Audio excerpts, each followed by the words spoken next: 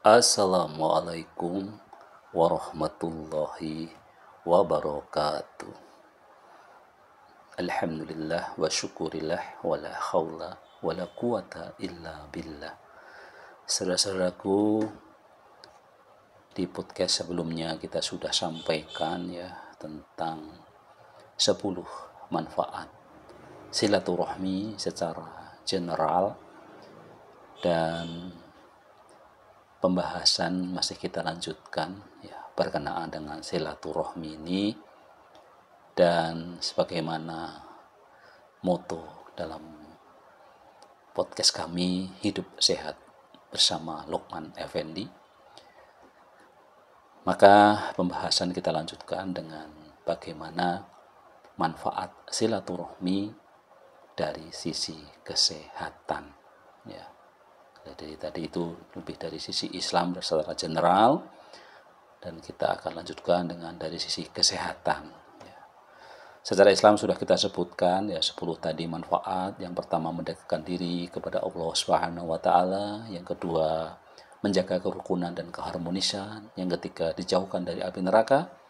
Yang keempat, menjadi makhluk yang mulia. Yang kelima, memperpanjang usia dan melapangkan rezeki kita. Dan yang keenam, mendapatkan rahmat. Yang ketujuh, masuk surga. Yang kedelapan, menghibur kerabat, sanak saudara. Yang kesembilan, menggugurkan dosa. Dan yang nomor 10, memperluas ilmu dan hikmah hidup.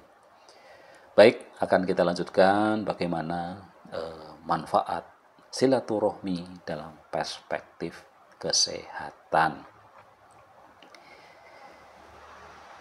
Dalam perspektif kesehatan, setidak-tidaknya ada 5 manfaat yang bisa kita petik dari perilaku silaturahmi ini. Yang pertama, silaturahmi bisa membantu kita di dalam mengurangi stres dan juga cemas. Manfaat persahabatan bagi kesehatan mental adalah dapat mengurangi stres dan kecemasan yang berlebihan. Tidak dapat dipungkiri bahwa dalam beberapa tahun terakhir ini, apalagi sejak ada pandemi COVID-19, banyak dari saudara-saudara kita yang mengalami stres yang cukup berat, sehingga semuanya memang harus bisa diatasi dengan baik. Banyak masalah mendasar yang berbeda dapat dengan mudah menyebabkan stres dan kecemasan ketika kita memikirkan solusinya. Hari-hari ini pun kita juga masih dihadapkan dengan begitu banyak saudara-saudara kita yang kemudian menjadi pengangguran ataupun juga penghasilan yang menurun. Menurut Three States Livestock News, stres atau kecemasan orang dewasa mempengaruhi kondisi mental anggota keluarga lain yang lebih muda. Dalam kasus saudara-saudara kita yang sudah menikah dan mempunyai anak, anggota keluarga termuda yang terlibat adalah anak-anak. Nah, para ahli sepakat bahwa bersosialisasi dan tetap berhubungan dengan keluarga atau teman dekat dapat membantu kita membangun ketahanan. Ada istilah yang keren yaitu resiliensi. Menurut American Psychological Association, resiliensi adalah kemampuan untuk beradaptasi hingga tingkat tinggi dan fleksibel dalam menghadapi tekanan internal dan eksternal. Membicarakan dan mengkomunikasikan hal-hal menarik secara tidak langsung dapat mengurangi beban dan mengurangi stres. Jadi itulah kira-kira mengapa silaturahmi ini bisa membantu mengurangi stres dan kecemasan yang dialami oleh kita dan mungkin juga saudara-saudara yang lain. Manfaat yang kedua, secara kesehatan, silaturahmi akan meningkatkan daya ingat kita dan mencegah demensia. Manfaat silaturahmi bagi kesehatan juga dapat membantu menjaga dan meningkatkan daya ingat untuk mencegah demensia. Jadi berkumpul dengan teman-teman lama itu ketika kita kita atur dengan baik itu tentu sangat bermanfaat ya, karena itu bagian dari bagaimana kita bersilaturahmi tadi ya, meningkatkan daya ingat kita ya. Kita seringkali lupa dengan teman-teman kita, teman kita SD, siapa yang kita ingat teman SD-nya, silahkan sebut namanya gitu ya. Tidak semua kita ingat ya. Dan dengan kita berkumpul itu salah satu untuk daya ingat kita bisa bangkit kembali, dan tentu akan mencegah demensia, mencegah kepikunan.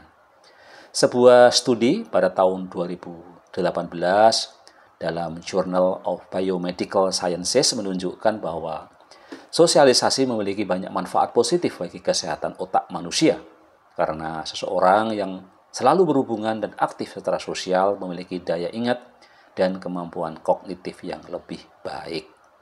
Dengan bersosialisasi, seseorang tentu akan berlatih menghafal wajah, menghafal nama, dan berbagai ingatan yang tersimpan di otak kita. Kebiasaan ini akan membantu mengurangi risiko demensia di dalam jangka panjangnya. Kemudian manfaat yang ketiga secara kesehatan, silaturahmi bisa meningkatkan imun tubuh dan memperpanjang usia. Yang tadi sudah kita sampaikan ya. Berinteraksi dengan orang lain sebenarnya memiliki hubungan dengan peningkatan sistem imun tubuh kita. Ini juga manfaat silaturahmi yang bisa kita miliki untuk kesehatan kita. Karena ketika Anda tetap berhubungan, ada banyak hormon dalam tubuh Anda yang bereaksi satu sama lain. Hormon adalah senyawa kimia dalam tubuh yang diproduksi oleh berbagai kelenjar dalam tubuh. Salah satu fungsi hormon adalah mengatur suasana hati dan meningkatkan perasaan positif yang membuat kita lebih berbahagia. Menurut healthline.com, hormon kebahagiaan itu terdiri dari beberapa hormon, yaitu yang pertama adalah hormon dopamin. Nah, hormon ini merupakan hormon penting dalam sistem otak. Hormon dopamin terlibat dalam euforia yang berkaitan erat dengan memori sistem motorik. Tidaklah mengherankan bahwa dopamin ini juga dikenal sebagai hormon perasaan baik.